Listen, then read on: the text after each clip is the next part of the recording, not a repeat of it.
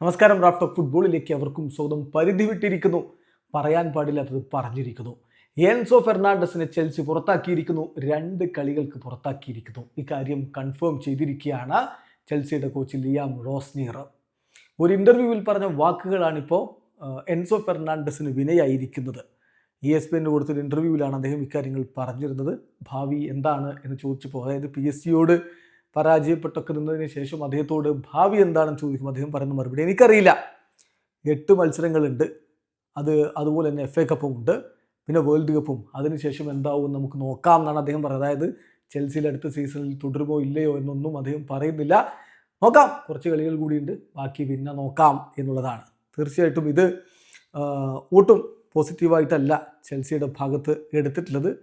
റോസ്നിയർ കൃത്യമായിട്ട് പറഞ്ഞു, അവൻ്റെ വാക്കുകൾ അങ്ങനെ സംസാരിച്ചത് വളരെ ഡിസപ്പോയിൻറ്റിംഗ് ആണ്.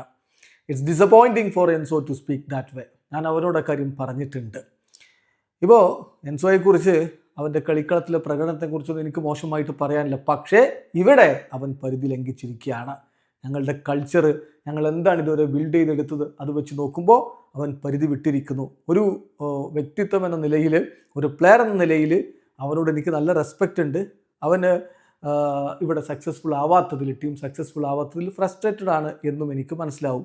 പക്ഷെ ഇവിടെ ഈ തീരുമാനം എടുക്കുമ്പോൾ അത് എന്നെ മാത്രം ബാധിക്കുന്നില്ല. ഞാൻ മാത്രമല്ല, അല്ലെങ്കിൽ സ്പോർട്ടിംഗ് ഡയറക്ടേഴ്സ് മാത്രമല്ല, ഓണർഷിപ്പും പ്ലെയേഴ്സും എല്ലാവരും ഈ ഒരു തീരുമാനത്തിൽ ഒരുമിച്ചുണ്ട്. എൻസോയുടെ മുന്നിൽ ഞങ്ങൾ വാതിൽ കൊട്ടിയടിക്കുന്നൊന്നുമില്ല. ഈ ഒരു സാങ്ഷൻ അത് ക്ലബിൻ്റെ കൾച്ചർ പ്രൊട്ടക്റ്റ് ചെയ്യാൻ വേണ്ടിയിട്ടുള്ളതാണ്. In terms of that a line was crossed. ഒരു ലൈന് ഇവിടെ ക്രോസ് ചെയ്യപ്പെട്ടിരിക്കുന്നു എന്നാണിപ്പോൾ കോച്ച് പറഞ്ഞിരിക്കുന്നത്. അതായത് പരിധി വിട്ടിരിക്കുന്നു. അപ്പോൾ ആ ഇൻ്റർവ്യൂ കൂടാതെ ഇപ്പോൾ ഈ ബ്യൂണസ് അയേഴ്സിൽ ഈ അർജൻറ്റീനയുടെ കളികൾക്ക് വേണ്ടി പോയിരുന്നുണ്ട്. അപ്പോൾ ആ സമയത്ത് എൻസോ ഫെർണാണ്ടസ് പറയുന്നുണ്ട്, ഞാൻ ജീവിക്കാൻ ആഗ്രഹിക്കുന്ന സിറ്റി മാഡ്രിഡാണ് എന്ന്. ബെർണാബ്യൂവിൽ കളിക്കുന്നതിനെക്കുറിച്ച് മറ്റൊന്നുമല്ല പറയുന്നത്, മറിച്ച് അവിടെ മാഡ്രിഡിൽ ജീവിക്കാൻ ആഗ്രഹിക്കുന്നു. റയൽ മാഡ്രിഡിലേക്ക് പോകുകയാണെന്ന് ചോദിച്ചപ്പോൾ നോ ടോക്സ് എന്നാണ് അദ്ദേഹം പറയുന്നത്.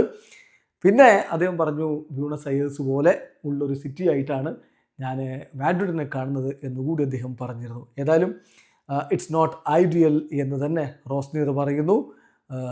തീർച്ചയായിട്ടും ഇത് അംഗീകരിക്കാൻ പറ്റില്ല.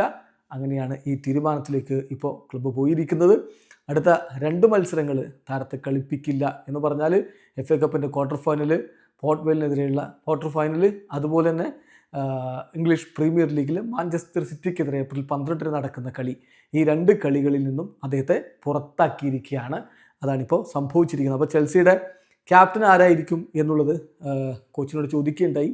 അതായത് എൻസോ ഫെർണാണ്ടസ് ഇല്ലെങ്കിൽ പിന്നെ ആരാണ് ക്യാപ്റ്റൻ? അദ്ദേഹത്തിൻ്റെ മറുപടി, we have many leaders, Moises Caicedo, അതുപോലെ തന്നെ Tosin, Cole Palmer, Joao Pedro, Marc Cucurella. So we have leaders. ഞാനൊരു തീരുമാനമെടുക്കും ആരാണ് ക്യാപ്റ്റൻസി എന്നുള്ളത്. ഞാനിന്ന് തീരുമാനമെടുക്കും, അങ്ങനെ ആ ടീമിനോട് പറയും എന്നുകൂടി ലിയാം റോസ്നിയർ പറയുന്നു. ഇവിടെ അവസാനിക്കുന്നു. ഫുട്ബോൾ ലോകത്തെ കൂടുതൽ വിശേഷങ്ങളുമായി റഫ്ലക്സ് ചെയ്തു.